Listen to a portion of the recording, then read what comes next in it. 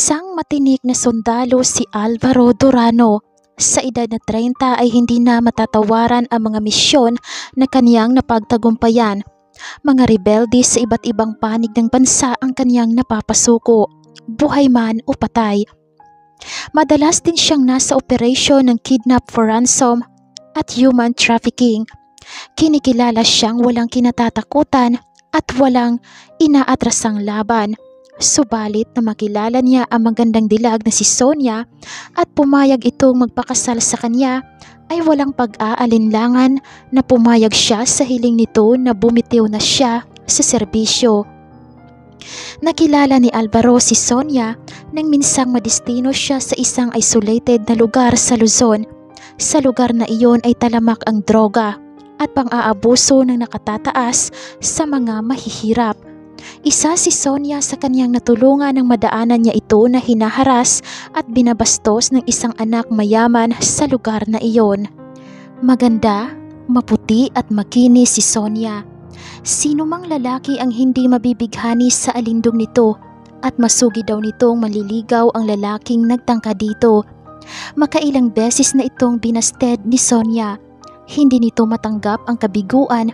Kaya isang araw ay binantayan nito sa daan ang dalaga para pagtangkaang halayin. Tiyempong napadaan si Alvaro at nakita niyang pilit na isinasakay ang isang dalaga ng ilang kalalakihan sa sasakyan. Habang pilit na nagpupumiglas ang dalaga habang hawak ng lalaki na may matinding pagnanasa rito. Walang pagdadalawang isip na nilapitan niya at pinagbubugbog. Pati na ang dalawang kasama nito. Pinagbantaan niya ang mga ito na siya ang puputol sa mga kabulastugan na pinanggagawa ng mga ito. Nahintakutan ang mga ito dahil likas na malakas maka-intimidate ni Alvaro.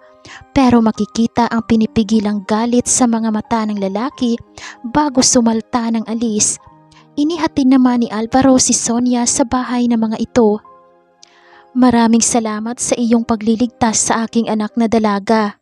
Walang katapusang pasasalamat ng tatay ni Sonia na si Mang Jaime. Ayon dito ay sila na lamang ng anak ang nananatiling namumuhay magmula nang mamatay ang nanay ni Sonia. At nag-aalala ito mula nang mag-umpisang manligaw rito si Emil, ang lalaking nagtangka kay Sonia. Sa nangyaring ito, mas lalo pa akong natakot para sa anak ko. Dugtong pa ni Mang Jaime. Huwag ho kayong mag-alala, Mang Jaime. Ngayong naririto ako ay susubaybayan ko na ang kilos ng mga tao rito. Maghahabla rin tayo ng reklamo laban sa email na iyon. Iyon nga ang kanilang ginawa. Nakipag-areglo ang mga magulang ni Emil at nangangakong sila na ang bahalang dumisiplina sa kanilang anak. Nangako rin ang mga ito na hindi na muling mauulit pa ang mga nangyari. Kaya pumayag na ang mag-amang Jaime at Sonia na iatras ang demanda laban kay Emil at sa mga kasama nito. Alam ni Alvaro na pakitang tao lang ang pakiusap ng mga magulang ni Emil, pero wala naman siyang karapatan na pangunahan ang desisyon ng mag-ama. Nang sumunod na araw ay nabalitaan nilang nilisan ni Emil ang lugar na iyon. Ipinadala daw ito ng mga magulang sa Amerika para maiwasan na ang kahihiyang dala na ginagawa nito. Tuwang-tuwa si Mang Jaime dahil nawala ang agam-agam sa dibdib nito para sa kaligtasan ng anak. Madalas na rin itong imbitahan si Alvaro sa kanilang bahay para doon kumain na kung hindi tanghalian ay hapunan. Kung liligawan mo ang anak ko, ay hindi ako mag-aalinlangan na ibigay kaagad sa iyo ang kanyang kamay. Prangkang sabi ni Mang Jaime kay Alvaro nang minsang sinamahan niya itong uminom ng beer isang gabi. Mapapanatag ang loob ko kapag ikaw ang mapapangasawa ng anak ko, Alvaro. Mabuti kang tao at kahit hindi niyo sabihin ay alam ko ang mga lihim niyong pagtitinginan sa isa't isa. Naiiling na napangiti na lamang si Alvaro sa sinabi nito. Totoo, hindi man nila sabihin ay ang mga katawan at pakikitungo nila sa isa't isa ni Sonia ang batayan na sila ay nagmamahalan. Sa ilang buwan ng pagkakakilanlan ay tuluyan na ngang nagkahulihan ng loob sina Alvaro at Sonia. Masyadong nahulog at minahal ni Alvaro ang dalaga. Hindi lang kasi ito likas na maganda, mabait, maalalahanin, masipag at mapagmahal ang dalaga. Kaya hindi nagdalawang isip ang binata na alukin ng kasal si Sonia. Ito ang tamang babae na magiging kabiyak at magiging ina ng kaniyang mga anak. Halos maabot ni Alvaro ang langit ng buong pusong tinanggap ni Sonia ang inialok niyang kasal. Subalit, hiniling ng babae na kung maaari at mas ikatatahimik ng loob nito at ng kanilang pagsasama kung bibitaw siya sa pagiging sundalo. Hahayaan mo at gagawin ko, Sonia, alang-alang sa ikatatahimik ng ating magiging pagsasama, pangako ni Alvaro. Salamat, Alvaro. Pinapangako ko na magiging mabuti akong asawa sa iyo at ina sa ating magiging mga anak. Masayang wika ni Sonia at yumakap sa katipan. Tuwang-tuwa rin si Mang Jaime sa kaalamang magbibitaw na sa serbisyo si Alvaro. Sigurado siya na nasa mabuting kamay ang kaniyang nag-iisang anak. Mabilis na nairaos ang simpleng kasal ni na Alvaro at Sonia. At dahil may malaki na ring ipon si Alvaro, ay nakabili siya ng lupa sa katabing lupa ni na Sonia. Ginawa nila itong sakahan, pinagtamna ng palay, gulay, saging at mga niyog.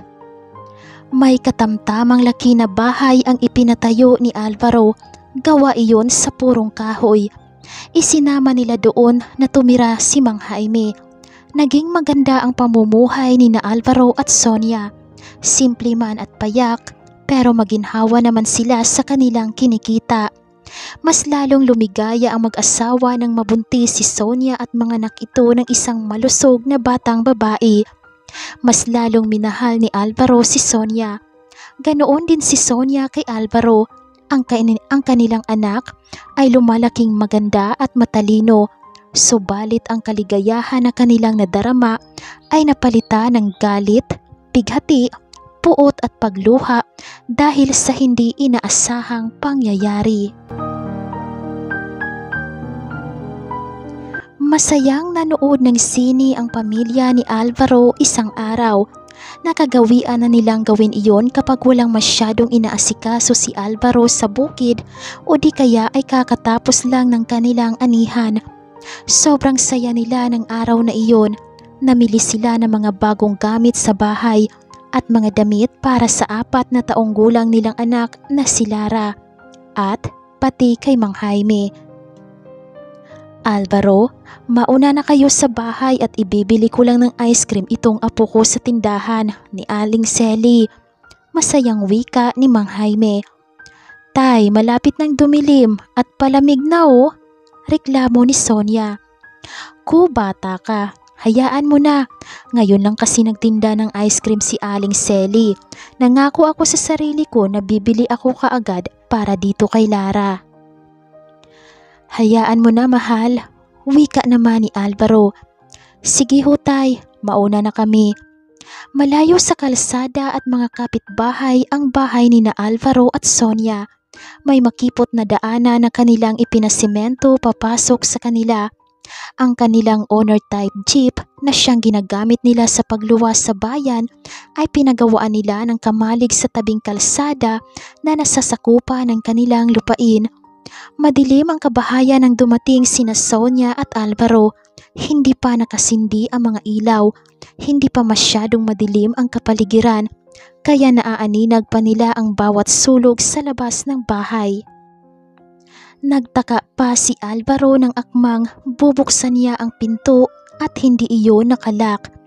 Bigla iyong bumukas at napasigok si Alvaro nang may matigas na bagay ang dumapo sa kanyang sikmura. Alvaro! Napahiyaw si Sonia at agad siyang dinaluhan, ngunit binaklas ito ng isa pang lalaki palayo kay Alvaro. 5 lalaki ang naroroon sa loob ng kanilang bahay. Sino kayo? Takot na tanong ni Sonia. Bakit kayo pumasok dito sa bahay namin? Hindi mo na ba ako natatandaan, Sonia? Sabi ng lalaking bumaklas sa kanya at hinubad nito ang suot na bonnet. "Emil?" mahinang sambit ni Sonia. "Ako nga, Sonia." At inamoy-amoy nito ang liig ng nanginginig na babae. "Bitiwan niyo ang asawa ko. Akong harapin niyo."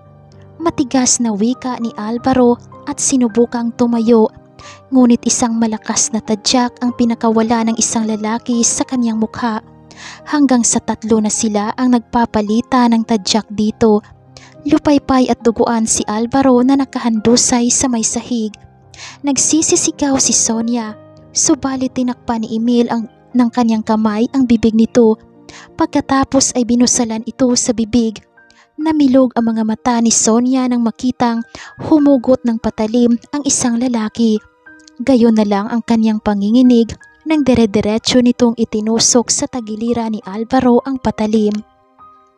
"Yan ang nababagay sa'yo, pakiilamero." Nakangising tura ni Emil at marahas na sinaklit sa braso si Sonia at binuhat at ipinasok sa kwartong naroroon. Anuman ang pagpupumiglas ng babae ay wala itong lakas laban sa lakas ng lalaking may hawak sa kanya. "Magiging akin ka na rin sa wakas, Sonia. Hindi man kita nakuhang sariwa noon, pero mukha at amoy sariwa ka pa rin." At naglalaway itong binaklas ang saplot ng kaawa-awang babae at dinambas sa ibabaw ng kama. Walang nagawa si Sonia kundi lumuha ng lumuha habang pinagpapasasaan ng mga hayok na lalaki ang kanyang katawan.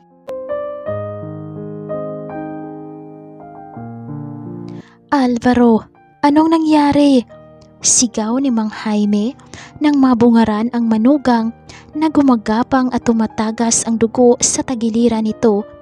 Bumulalas ng iyak ang batang si Lara dahil sa nakikitang mga pasa at sugat sa katawan ng ama. Inilapag ni Mang Jaime ang kalong na apo. Sonia." Siyang nanulas sa bibig ni Alvaro. Napatda ang matanda. Sa halip na tulungan ang manugang, ay napatakbo ito sa nakaawang na pinto ng kwarto. Napasigaw si Mang Jaime ng malakas nang makita ang walang saplot at wala na ring buhay na anak. Swerteng nabuhay si Alvaro. Nang gabing mangyari ang karumaldumal na krimen sa kanilang mag-asawa, kahit naririnig niya ang impit na pagmamakaawa ng pinakamamahal na asawa sa mga kamay ng mga hayok na lalaki, ay mas pinili ni Alvaro na magpatay-patayan. Wala siyang laban. Ang tanging hiling niya lang ay huwag siyang malalagutan agad ng buhay para maipaghiganti ang asawa. Subalit nang patayin din ng mga ito si Sonia, ay parang gusto niya ring mamatay. Mabuti na lang at nawili si Mang Jaime sa pakikipagkwentuhan sa may tiyangge ni Aling Selly. Kung tiyempong umuwi ang mga ito kaagad, ay baka nadamay din ang mga ito. "Alvaro, alam kong masakit sa iyo ang nangyari kay Sonia, pero bilang ama, mas masakit sa akin ang makita sa hindi kaaya-ayang sitwasyon ng anak ko. Pinalaki ko siya at inalagaan." Nasa harap sila ng puntod ni Sonia. Katatapos lang ng libing at nagsiuwian na ang mga nakipaglibing. "Ang mabuti pa, itay, doon na muna kayo ni Lara sa probinsya ng mga magulang ko. Sa ngayon hindi ko pa alam kung paano ang mamuhay ng normal." Walang kabuhay-buhay na wika ni Alvaro. "Hindi ba tayo magsasampa ng asunto, anak?" tanong ni Mang Jaime. "Hindi na ho, itay. Pero pinapangako ko sa inyo sa puntod ni Sonia na mabibigyan natin siya ng hustisya." Hinatid nga ni Alvaro sina Mang Jaime at Lara sa probinsya ng kaniyang mga magulang.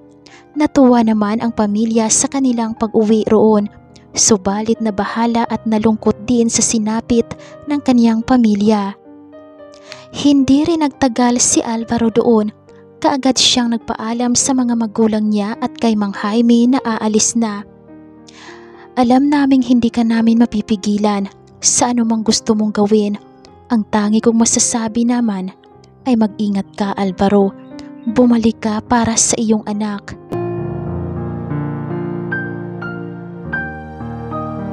Nakipagkita si Alvaro sa mga dating kasamahan na sundalo. Nagpatulong siya para maibenta ang kanyang lupain sa bayan ng Silang kung saan naging pugad ng kanilang pagmamahala ni Sonia. Subalit wala na dahil winasak ng taong walang puso. Nanuluyan si Alvaro sa isang simpleng apartment sa isang baryo na sakop ng bayan ng Malakha. Malapit lang ang bayang iyon sa Silang. Sa tulong ng kanyang mga kaibigan ay nakilala ni Alvaro ang ilang mga kalalakihan na kasama ni Emil na lumapastangan sa kanyang asawa. Ayon sa report na kanyang natanggap, bago ang karahasang pangyayari ay magtatatlong linggo na dumating si Emil sa Silang mula sa ibang bansa at ang pagsira sa buhay nila ni Sonia ang agad na pinlano nito kasama ang mga dating barkada na ngayon ay nakikilala na ni Alvaro. Alvaro, ano man ang iyong binabalak, siguruhin mo lang na malinis at wala kang bakas na maiiwan. Dahil kapag nahuli ka ng mga alagad ng batas, ay hindi ka na namin matutulungan pa. Sabi kay Alvaro ng matalik na kaibigan na si Minandro habang nagkakapi sila sa isang maliit na kapihan, hindi kalayuan sa tinutuluyang bahay ni Alvaro. Alam namin na hindi ka namin mapipigilan sa kung ano man ang iyong binabalak, kaya paalala lang, mag-ingat ka sana kaibigan. Maiging pinag-aralan ni Alvaro ang mga kilos ni Emil at ng mga kaibigan nito. Palihim niyang sinusundan at inaalam ang mga pinupuntahan at tinatambayan ng mga ito. Dito siya magaling dahil iyon ang specialty niya noong nagsusundalo pa siya. Lagi siyang tulog sa araw at umaalis pagkagat ng dilim. Pero madalas kapag nasa apartment siya at walang ginagawa, ay ang pag-inom ng alak ang kanyang inaatupag. Nakatulugan na niya madalas ang paglalasing at iyon ang palaging napapansin ng kanyang mga kapitbahay sa kabilang silid na sina Emma at Lindy. Alam mo, Ems, nakapagtataka talaga yung lalaki sa kabilang unit. Bakit kaya palaging naglalasing? Sayang, mukhang gwapo pa naman. Kinikilig na sabi ni Lindy habang naglilinis ng mga kuko isang hapon. Hoy, ikaw na babaita ka. Huwag ka ngang makialam dyan sa mga kapitbahay natin. Mamaya maggalit pa iyon at kung ano pang gagawin sa atin. Lasinggero pa naman. Saway ni Emma sa kaibigan. Ngunit ang totoo, napuna rin niya ang kakaibang kilos ng lalaking kapitbahay. Tama si Lindy. Mukhang napakamiserable nga nito. Minsan niya itong nadatnan sa pintuan ng unit na inuukupan nito na nakayukyok sa kalasingan. Hindi niya napigilan ang sarili at nilapitan niya ito. Lasing na lasing, may luha sa mga mata. Gwapo at napakaamo ng mukha nito. Naitanong niya sa kanyang sarili, ano kaya ang mabigat na pinagdadaanan nito? Sa buong buhay ni Emma, ay ngayon lang siya na-curious sa isang lalaki. Oy, natahimik ka na dyan, untag ni Lindy. Oy, aminin, interesado din siya sa misteryoso naming kapitbahay. Tudyo sa kanya ng kaibigan. Ikaw talaga, kung ano-ano laging iniisip mo, inirapan niya ang kaibigan. Waitress sa isang restaurant sina Lindy at Emma. Dayo si Emma sa bayan ng Malakha. Ang totoo ay isa siyang hasindyera sa isang medyo malayong probinsya. Nang mamatay ang kanyang ama ay nag-asawa ang kanyang ina ng isang ganid na lalaki.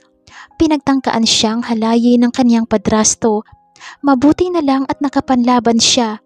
Ang mas nakakalungkot ay hindi siya pinaniwalaan ng kanyang ina na nabulag sa pag-ibig sa lalaking kinakasama. Ang masama ay natuklasan ng mga ito na may huling testamento na inihabilin ang kanyang ama.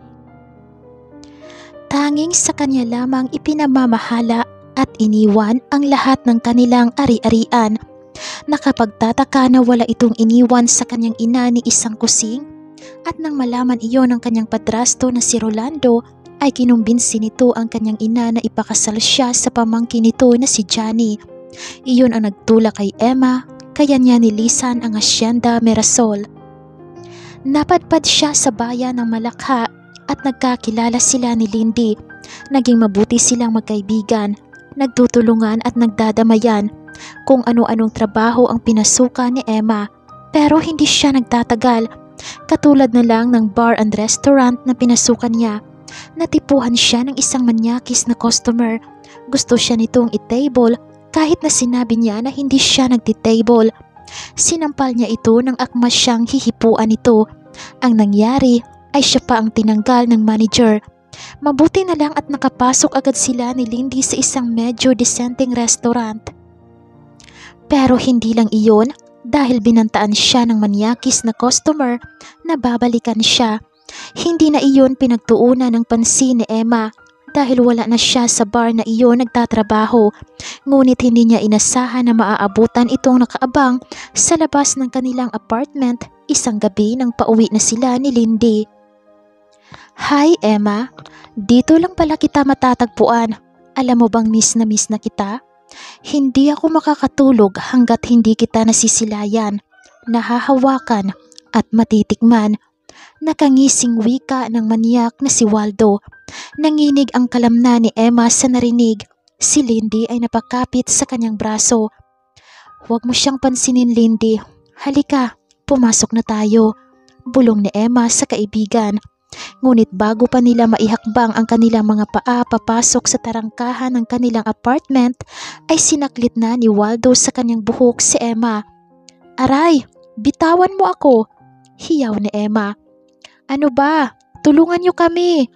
ang hiyaw naman ni Lindy sa mga nakatambay sa tiyangge sa kanilang tapat.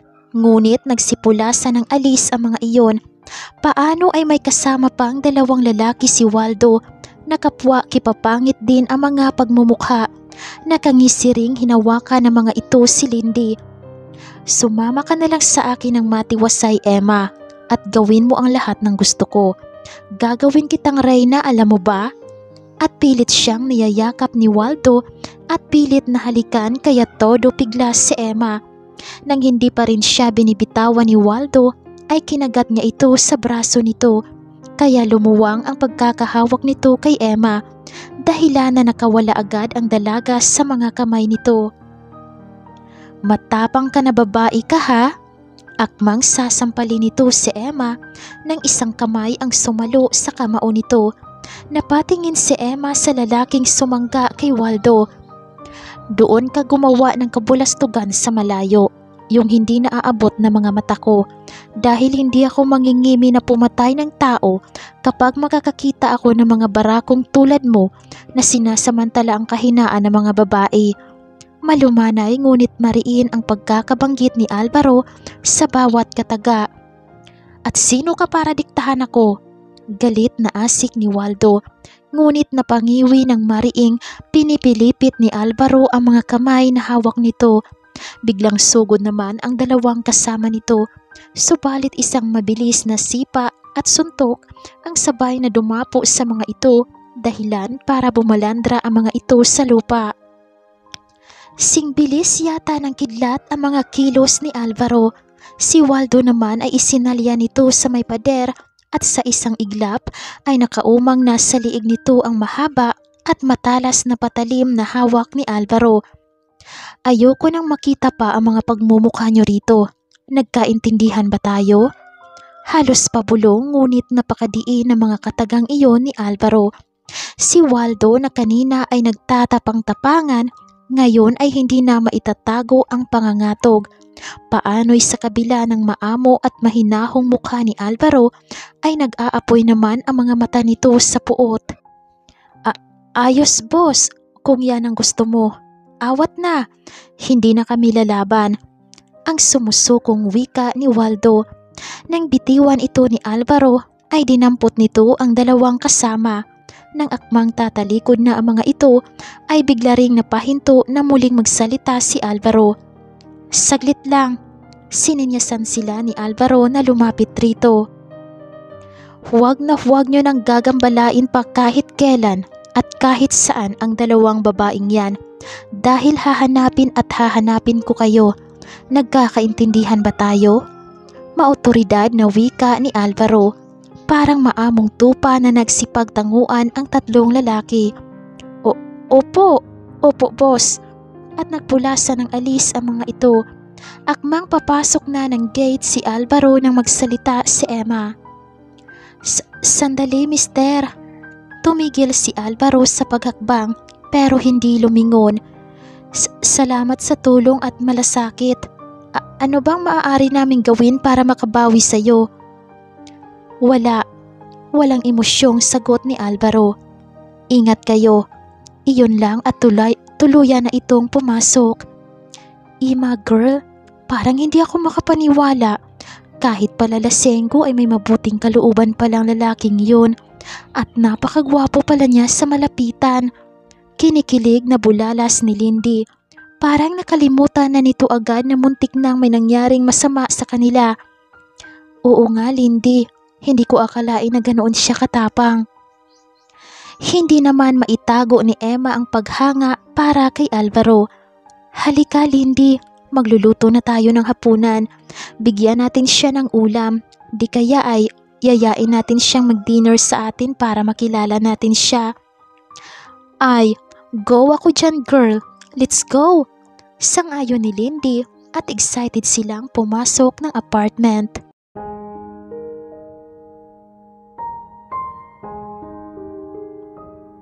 Makailang beses ding niyaya ni na Emma at Lindy na sumabay sa kanila si Alvaro sa pagkain pero bigo silang makasama ito.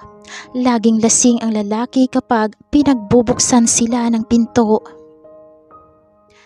At palaging sinasabi na huwag nila itong abalahin. Nang sumunod na mga araw ay hindi na nga nagyaya si Emma pero isang umaga ay dinalhan niya ito ng almusal. At hindi iyon natanggihan ni Alvaro. Hindi siya lasing at gutom na nga siya dahil hindi siya nakakain ng nakaraang gabi bago maglasing. Dagdagan pa na napakabango ng tapa at sinangag na dala ni Emma.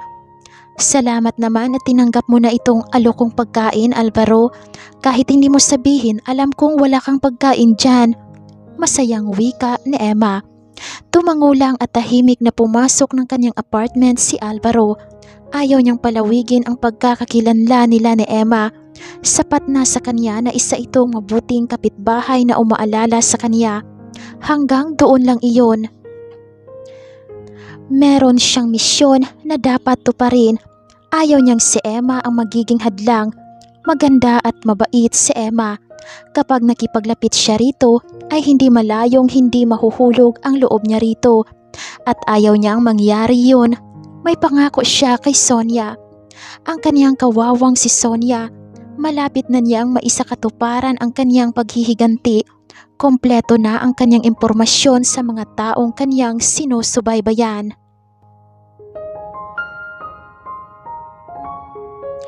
Isang gabi ay nagtungo si Alvaro sa bayan ng Silang, partikular sa isang club na dinadayo ng mga may kaya na taga roon at karatig bayan.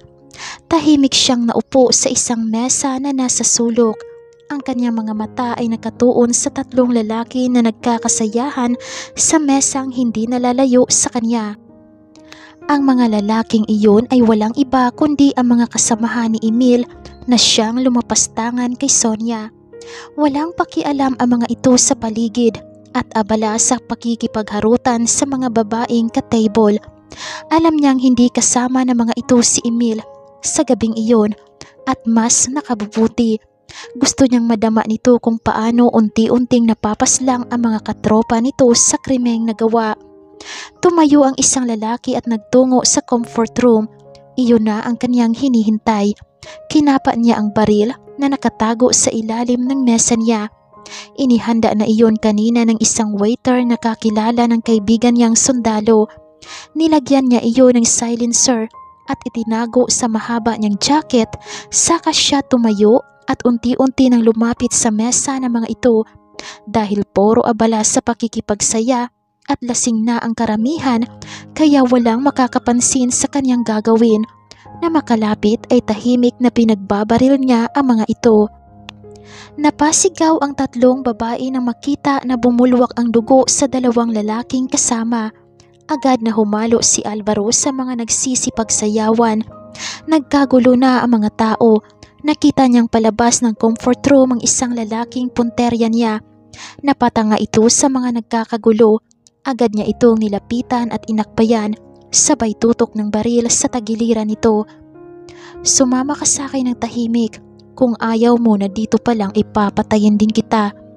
Mariing wika ni Alvaro rito. Wala itong nagawa kundi ang sumunod sa kanya.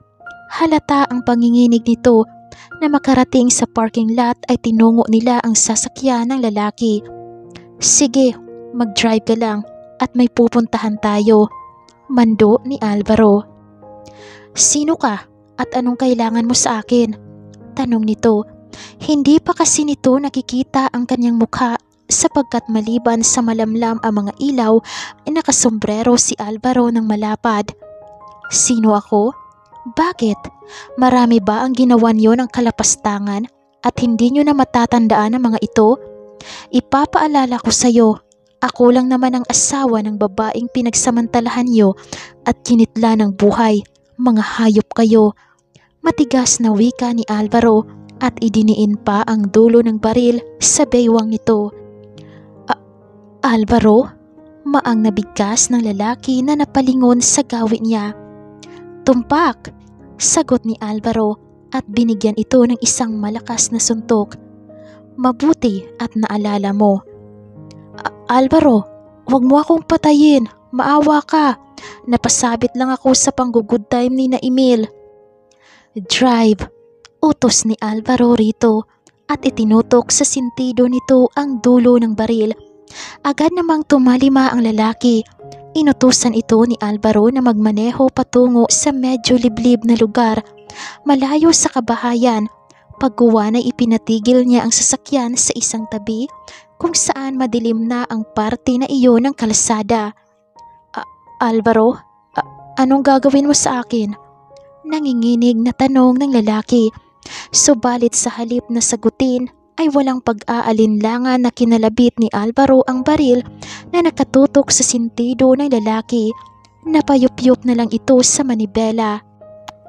Dali-daling bumaba ng kotse si Alvaro at lumigid sa driver's seat. Hinila niya palabas roon ang katawan ng lalaki. Pagguway mainilabas siyang isang mahabang patalim at sa isang kisap mata ay pinutol niya ang ulo ng lalaki.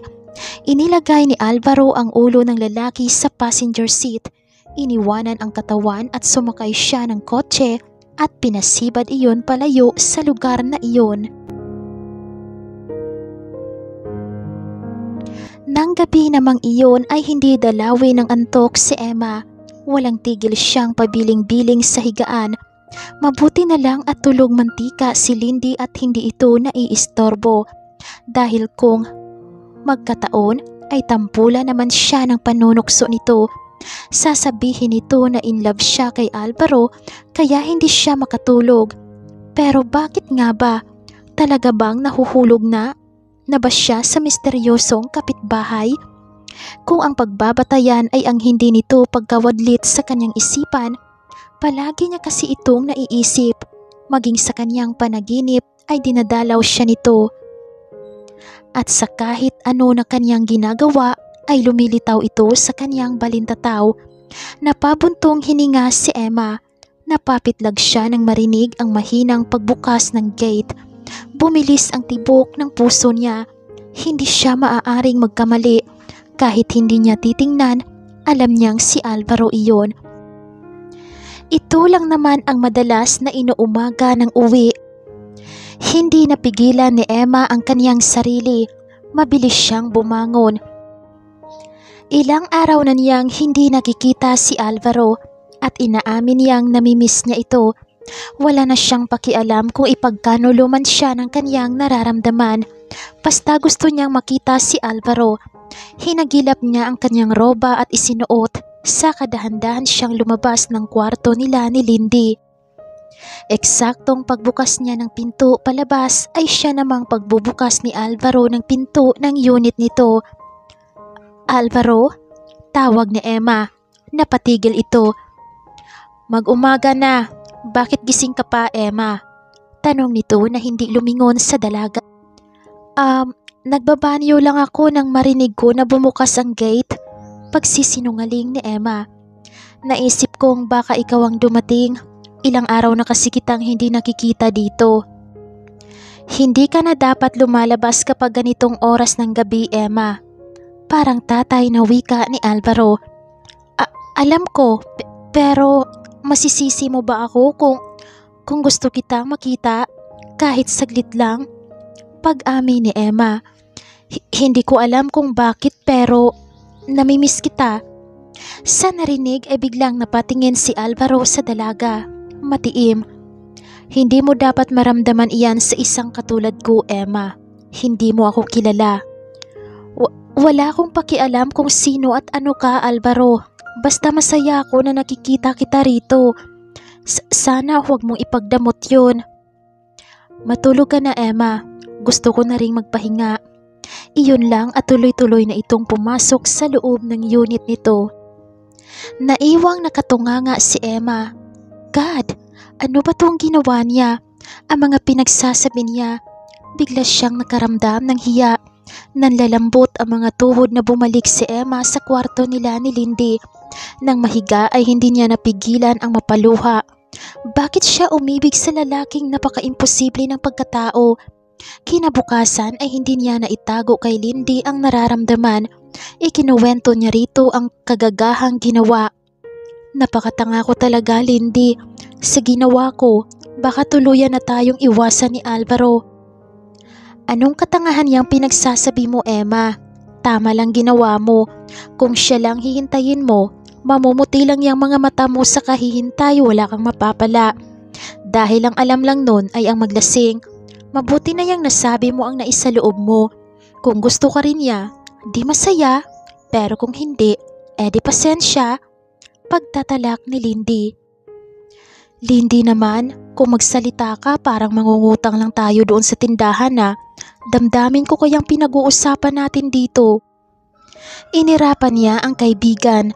Bumuntong hininga si Lindy sa kanya, saka tinabihan ng upo sa kama, saka inakbayan siya. "Kaya nga harapin mo ang pagsinta mo at huwag kang maghinayang. Umamin ka na lang, di lubos-lubusin mo na. Ikaw na ang lumigaw sa kanya." Payo ni Lindy. "Ayoko nga, kababae kong tao. Hindi pa ako desperada, no?" Tanggi ni Emma. "Okay, ikaw ang bahala," sabi ni Lindy saka tumayo. Pero pag-isipan mo, hirit pa nito saka pumasok na ng banyo. Mas lalong naguluhan si Emma, pero may punto ang kaibigan niya. Ngunit parang hindi niya yata kaya na siya ang manligaw. Never na pumasok sa isip niya ang ganoong bagay. Subalit pagkatapos makapag-shower at makapagkape, ay natagpuan ni Emma ang sarili na kumakatok sa pinto ng unit ni Alvaro.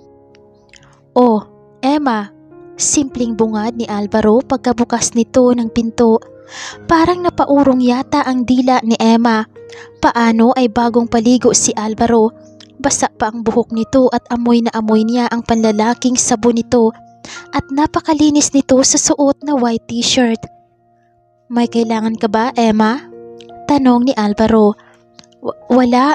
Gusto ko lang sanang humingi ng paumanhin dun sa sinabi ko kagabi. Sana kalimutan mo na yun." Tipid na ngumiti si Emma. Marahan namang tumango si Alvaro. At sa pagkagulat ni Emma, ay nginitian siya ni Alvaro sa kauna-unahang pagkakataon. "May niluto akong breakfast. Baka gusto mo akong samahan na kumain." Kaswal na aya ni Alvaro na hindi talaga inasahan ni Emma. "Talaga? Marunong kang magluto?" Ang tanging nasabi niya. "Oo naman, halika." At iginiya siya ni Alvaro papasok ng bahay. Excited na sumunod si Emma sa loob ng unit ni Alvaro. Ngayon pa lang siya nakapasok dito. Napangiwis siya dahil sa mga nagkalat na mga bote ng alak sa loob. Madilim din dahil nakasara ang mga bintana. Walang masyadong kagamitan maliban sa isang maliit na telebisyon na kasalukuyang umaandar para sa lokal na pang-umagang balita. Pasensya ka na at makalat ang bahay ko. Wala akong panahon para maglinis at hindi naman kasi ako naglalagi rito. Hinging paumanhi ni Alvaro. Okay lang?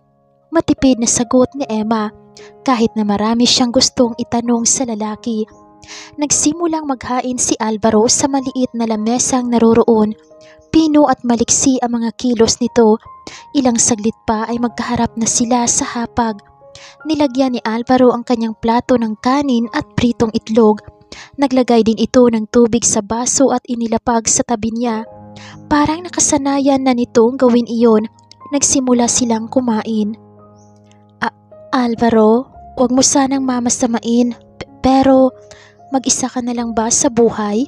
Wala ka na bang ibang pamilya o kaanak? Pangahas na tanong ni Emma. Natigil sa ginagawang pagnguya si Alvaro. Ayos lang kung hindi mo sasagutin.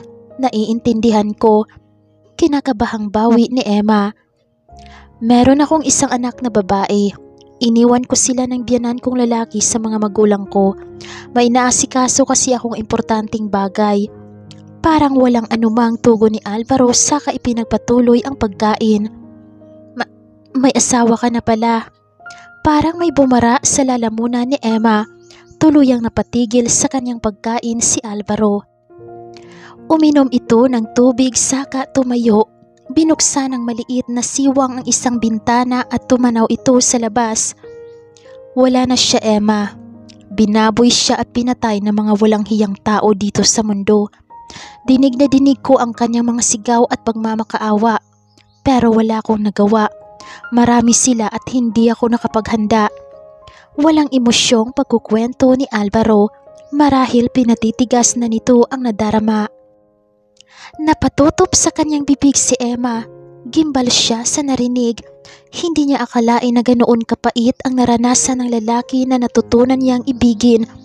Kaya pala parang sinisira na nito ang buhay nito dahil sa paglalasing. Nagsisisi tuloy siya at nagtanong pa siya.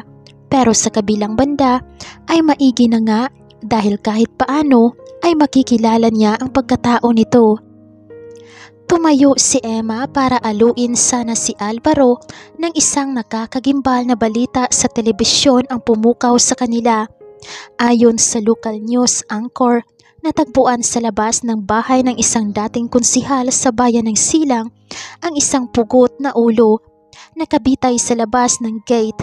Nang kilalanin ng ulo ay napag-alamang kabarkada ng anak ng dating konsihal ang may-ari ng naturang ulo. Natagpuan din ang katawan niyo na nasa isang liblib na lugar. Ang sasakyan ng biktima ay nihinulog marahil sa ilalim ng tulay. Iniuugnay din ang pangyayari sa pamamaril sa isang club kung saan ay doon galing ang biktima at unang binaril ang dalawang kasamang naroroon. Walang nakakilala sa suspect. Lalaking may mahabang itim na jacket at may malapad na sombrero ang nahagip ng kamera na naroon sa club pero hindi mapagsino ang mukha. Natutop ni Emma ang kanyang bibig. Ganoong-ganoon ang ayos ni Alvaro kagabi nang dumating ito at malabasan niya. Bigla siyang nakadama ng takot. Hindi ako ang tao na dapat mong pag-ukulan ng iyong pagtingin, Emma. Makakaalis ka na. At sana isipin mo na lang na hindi mo ako nakilala. Iyon lang at tumalikod na si Alvaro at pumasok sa isang silid na naroroon. Parang wala sa sarili na lumabas si Emma ng apartment ni Alvaro. Lugong-lugo siya nang pumasok sa apartment nila ni Lindy. Mabuti na lang at wala roon ang kaibigan. Hindi niya maaaring sabihin sa kaibigan ang mga natuklasan niya kay Alvaro. Sa kabila ng karubaldumal na nagawa nito, ay kailangan niya pa rin itong protektahan. May dahilan kung bakit nagawa nito iyon. Siya ang magiging kakampi ni Alvaro. Nakapagpasya na si Emma. Aalamin niya ang lahat-lahat kay Alvaro. Kinuha niya ang kanyang cellphone at idinayal iyon. Alam ni Alvaro na may duda na ang kampo ni Emil kung sino ang may kagagawan sa patayang nagaganap. Dagan nga lang at walang ebidensya kaya hindi makapagturo ang mga ito. Hindi na muna nag-aalis ng kanyang apartment si Alvaro. Naisip niya si Emma. Ilang araw nang hindi niya ito nakita pagkatapos niya itong inaya na mag-agahan. Hindi niya maintindihan kung bakit hindi niya nagawang ilihim dito ang kanyang ginawa. Napalapit na sa kanya ang dalaga at mas lalo itong napalapit sa kanya nang hindi siya nito isinuplong sa mga pulis o media. Pero kailangan niya itong iwasan. Hindi siya nararapat para sa pag-ibig nito. May marurumi siyang mga kamay at may mapait na nakaraan. Alvaro, tulong! Tulungan mo ako! Si Emma! Nag-aalalang boses ni Lindy ang narinig niya sa labas habang malakas na kumakatok sa kanyang pinto. Pinagbuksan niya ito ng pinto. Bakit Lindy? Tanong niya. Pinapasok niya ito. Si Emma, kinidnap. Natatarantang wika ni Lindy. Ang duda ko ay yung hangal na stepfather niya ang may gawa niyon. At ikinuwento ni Lindy kung paano napadpad sa malakha si Emma na isa pala itong eredera. Alvaro, kailangang tulungan natin si Emma. Hindi siya maaaring magpakasal sa pamangkin ng kanyang stepfather. Siguradong papatayin siya pagkatapos para mapunta sa mapapangasawa niya ang kayamanan niya. Biglang nagpanting ang tenga ni Alvaro pagkadinig ng salitang papatayin at isang babae ang papatayin. Walang laban, patayin dahil sa pansariling pangangailangan, katulad ng ginawa ni Emil sa kanyang asawa na si Sonia. Ibigay mo sa akin ang address ng hasyenda nila ni Emma Lindy. Utos niya sa babae. Agad namang tumalima si Lindy at kumuha ng ballpen at papel sa apartment ng mga ito at pagbalik ay ibinigay na sa kanya ang kumpletong address ng kinaroroonan ni Emma. Mama, bakit hinahayaan mong gawin to sa akin ng asawa mo? Hindi ako magpapakasal sa Johnny na iyon. Magiging miserable lang ang buhay ko sa kanya. Ari-arian lang natin ang habol niya. Umiiyak na tura ni Emma sa harap ng ina na si Marisa. Nasa kanyang kwarto niya si Emma ng kanilang hasyenda ng mga sandaling iyon matapos siyang mamataan ng mga tauhan ng kanyang padrasto na si Rolando. Pauwi na siya noon pagkatapos niya makipagkita sa isang private investigator. Wala siyang nagawa ng kaladkarin ng mga ito at isinakay sa van. Nakita pa niyang nagsisigaw si Lindy nang mamataan ito ang nangyari sa kanya. Malapit na kasi siya noon sa apartment at kasalukuyang naglalakad-lakad siya dahil may dinaanan siya. Anak, I'm so sorry. Hinging paumanhin ng ina niyang si Marisa. Naging ganid ako sa laman at makasarili. Hindi na kita inisip. Mula noon ay sarili ko lang ang iniisip ko. Kaya siguro hindi ako pinamanahan ng daddy mo ni isang kusing. Pero mas maigi na ang ganoon. Dahil tiyak na gagastusin ko lang iyon sa walang kwentang bagay. Hindi ko akalain na magiging impyerno ang buhay ko sa piling ni Rolando. Buong pagsisisi na wika ni Marisa. Patawarin mo ako anak, kasalanan ko ang lahat ng ito. Yumakap si Emma sa ina. Huwag niyo nang sisihin ang sarili niyo, ma. Ang isipin natin ngayon ay kung paano natin sila matatakasan at mapapalayas dito sa hasyenda. Pinalayas na at pinalitan na ni Rolando ang mga gwardya dito anak. Hindi ko alam kung makakatakas pa tayo sa mga kamay niya. Walang pag-asang tura ni Marisa. Hindi na umimik si Emma. Mukhang tama ang kanyang mama. Pero sa kabila ng pangambang bumabalot sa kanila ay tila may naramdamang pag-asa si Emma na naghihintay sa kanila. Kinagabihan ay nasa kwarto kung saan sila ikinulong na mag-ina ang magtiyo na Rolando at Johnny. Pirmahan mo itong marriage contract na ito, Emma, na siyang patunay na may karapatan na si Johnny sa lahat ng mamanahin mo bilang asawa niya. Pati na rin ang mga dokumentong ito na nagsasaad na ipinauubaya mo na sa pamamahala ko ang hasyenda at ang mga negosyo mo. Utos ni Rolando at inilatag sa harap ni Emma ang folder na may lamang papeles. Mamamatay muna ako bago ko pirmahan ang mga yan. Matigas na wika ni Emma at itinapon ang folder sa may sahig saka dinuraan si Rolando. Matigas kang babae ka ha? Isang malakas na sampal ang ipinadapo nito sa mukha ni Emma. Rolando, parang awa mo na. Awat ni Marisa. Subalit ito man ay nakatikim din ng malakas na sampal. Mga walang hiya kayo, pagbabayaran nyo ang ginawa nyong ito. Sigaw ni Emma.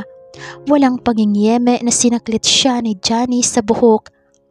Pirmahan mo na ang mga dokumentong ito, Emma, at nang magawa ko na sayo ang matagal ko nang gustong gawin.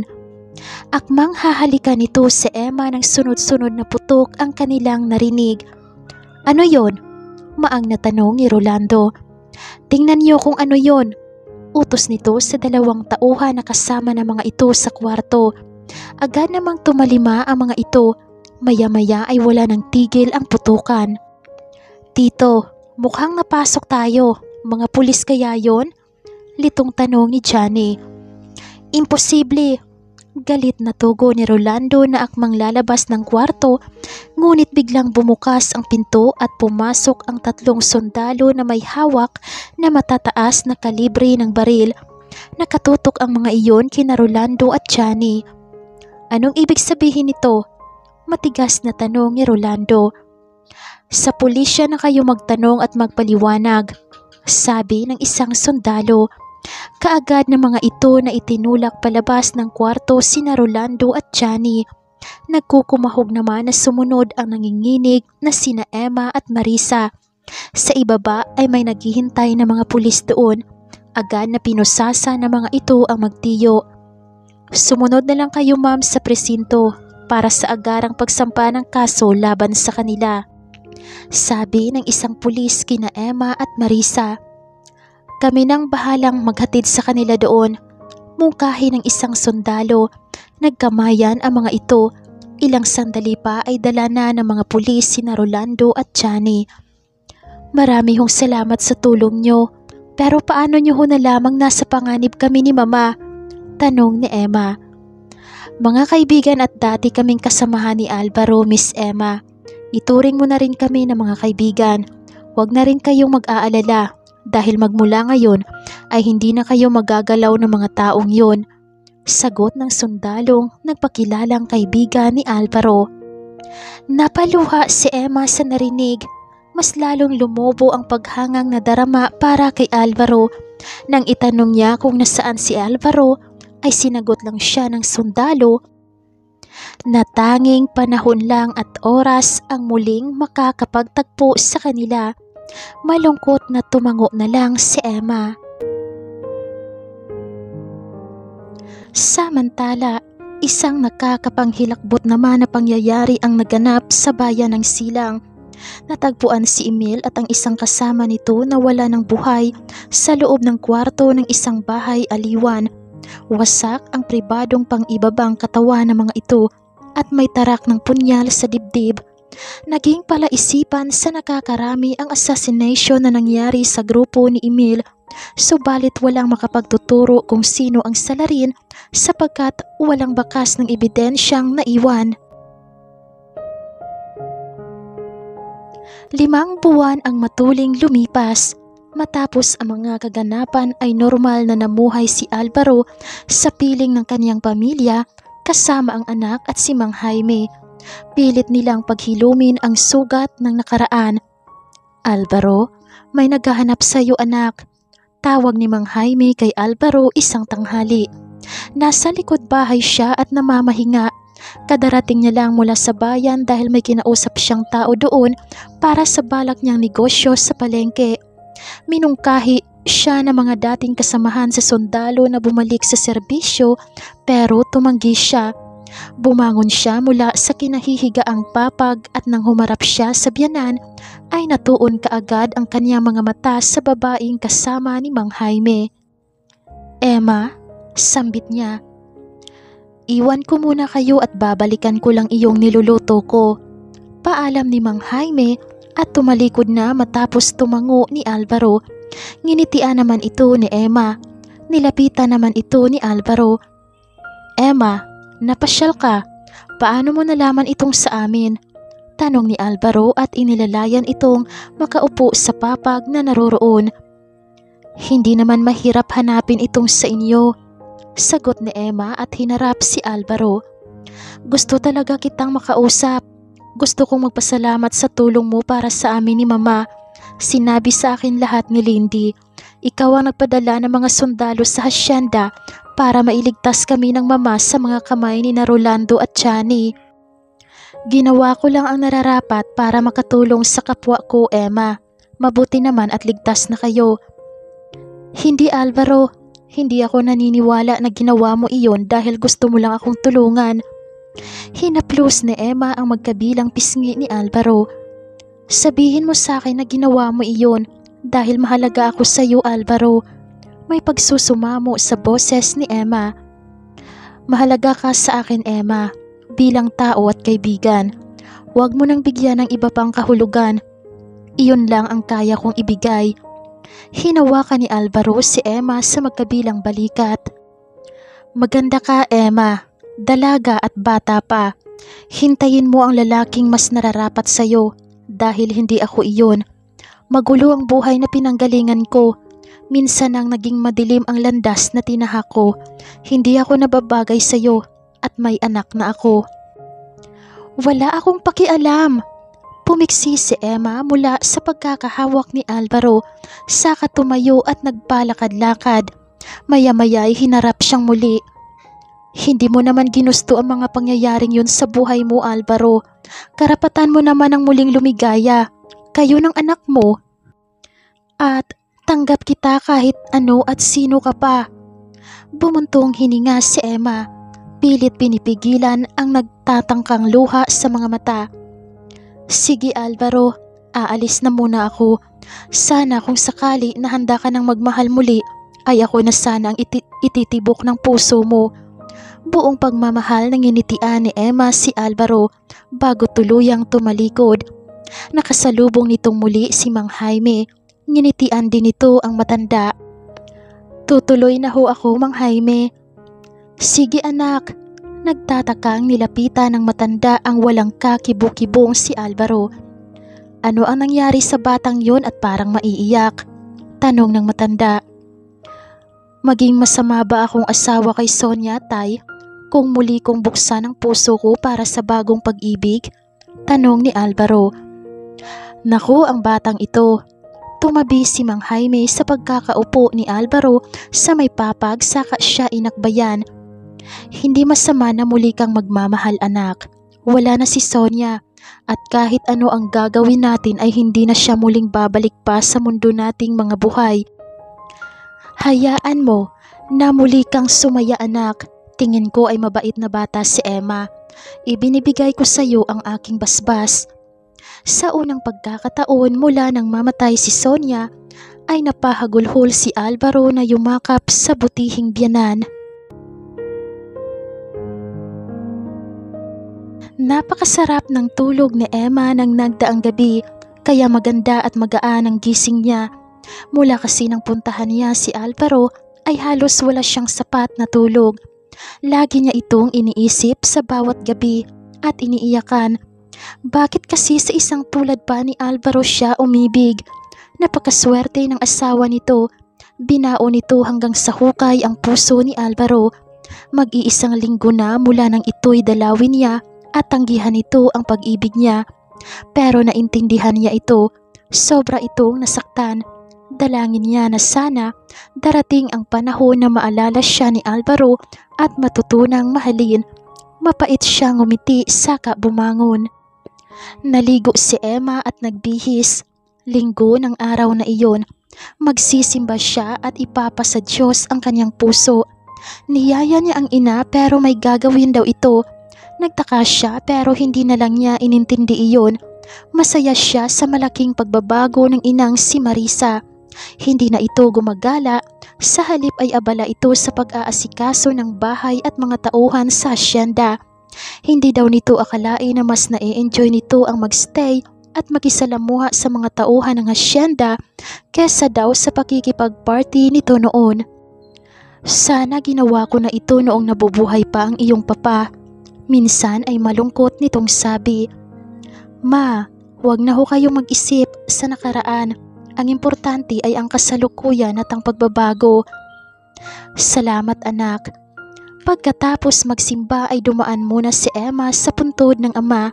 Pagkatapos ilagay ang dalang bulaklak ay kinausap niya ito sa hangin. Pa, sana masaya ka na kung nasaan ka man ngayon dahil nasa mabuti na kaming kalagayan ni Mama. Nauntol sa kanyang pagsasalita si Emma nang maramdamang may nakatayo sa kanyang tabi habang siya ay nakaupo sa harap ng puntod. Sana matuwa din siya kung yayain kitang magpakasal. Automatikong napatingin siya sa taong nagsalita at hindi siya nagkamali. Si Alvaro ang kanyang nakikita at naririnig na nagsalita. Alvaro? Sambit niya. Totoo ba ang narinig niyang sinabi nito? Dahan-dahang tumayo si Emma at hinarap ang lalaki. Doon na lang sana kita hintayin sa inyo kaso maraming tao na roon. Baka hindi tayo makapag-usap ng maigi kaya pinuntahan na lang kita ng simbahan. Kaso paalis ka naman nang dumating ako doon. Mabuti na lang at nandito ka nagtungo sa Memorial Park.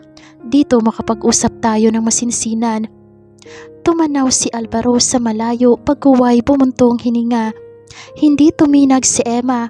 Naghihintay siya ng kung anumang sasabihin ni Alvaro. Ilang sandali pa ay buong pagsuyo na nakahaplos sa kanyang pisngi ang palad ni Alvaro. I'm sorry Emma. Ang akala ko ay hindi na ako maaaring magmahal pang muli. Pero tama si Tatay Jaime. Hindi ko na maaari pang maibalik si Sonia. At ikaw ngayon ang naririto. Tatanggapin mo ba ako sa kabila ng lahat? Kasama ang aking anak? Hindi man makapaniwala sa kaniyang mga narinig ay napaluha si Emma sa kagalakan. Oo Alvaro, tinatanggap kita ng buong puso. Kayo ng anak mo, mamahalin ko kayo at hinding-hindi ka magsisisi. Mahigpit siyang yumakap kay Alvaro. Oo nga pala, sabi mo kanina ay maraming tao sa bahay. Wala namang okasyon, bakit kaya? Tanong ni Emma na kumalas mula sa pagkakayakap ni Alvaro. Nangingiti habang nagpupunas ng luha na hindi mapigilang kumawala sa kanyang mga mata. Napakamot si Alvaro sa kanyang ulo. Kasi, pamamanhi ka namin ngayon sa inyo. Nandoon na sina Tatay Jaime at mga magulang ko. Alam na rin ito ng mama mo noong isang araw pa. Nakipagtagpo ako sa kanya para magpaalam. Pumayag siya kaya naghahanda sila ngayon doon. Ano? Gulat si Emma. Kaya pala hindi sumama sa kanya ang mama niya para magsimba. Pamamanhikan pala ni na Alvaro ang ibig nitong sabihin kanina na aasikasuhin ito. Kaya pala napakasarap ng tulog niya kagabi at napakaganda ng gising niya kanina. Ito pala ang simula ng araw na magiging maligaya siya. Iano pang hinihintay natin? Tara nang umuwi nang mapag-usapan na kaagad ang kasal natin. Mamaya magbago pang isip mo, mahirap na. Nakatawang inakay ni Emma si Alvaro palabas ng Memorial Park. Pa, dito ka lang muna ha at iuuwi ko muna itong mamanugangin mo. Tumatawa pa ring sabi ni Emma. Ngingiti-ngiti namang inakbayan siya ni Alvaro patungo sa sasakyan.